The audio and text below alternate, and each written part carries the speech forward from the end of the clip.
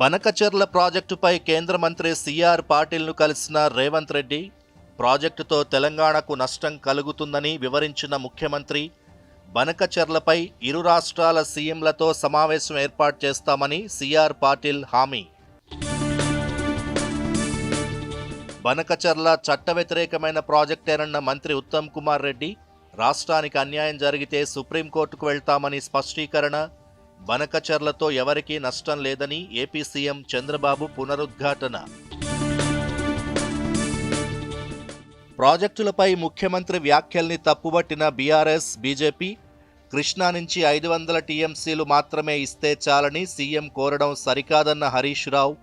కాళేశ్వరంపై ముఖ్యమంత్రి నిరాధార ఆరోపణలు చేస్తున్నారన్న ఈటెల రాజేందర్. రాష్ట్రంలో పిల్లల అసభ్యకర వీడియోలు, ఫోటోలు పోస్ట్ చేసిన 15 మంది అరెస్ట్. సోషల్ మీడియాపై పూర్తి నిఘా ఉంటుందన్న సైబర్ సెక్యూరిటీ డీజీ శిఖా గోయల్. క్యూఎస్ ర్యాంకింగ్స్లో భారత్లోని 54 విశ్వవిద్యాలయాలకు చోటు.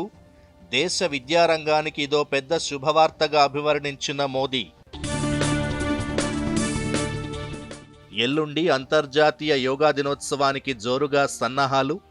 రేపు ఉదయం 5:30కు ఎల్బీ స్టేడియంలో ప్రారంభం కానున్న కౌంట్ డౌన్ వేడుకలు. లీడ్స్ వేదికగా రేపటి నుంచి ఇంగ్లాండ్తో ఫస్ట్ టెస్ట్. రోహిత్, కోహ్లీ లేకుండానే గిల్ నాయకత్వంలో బరిలోకి దిగుతున్న భారత్.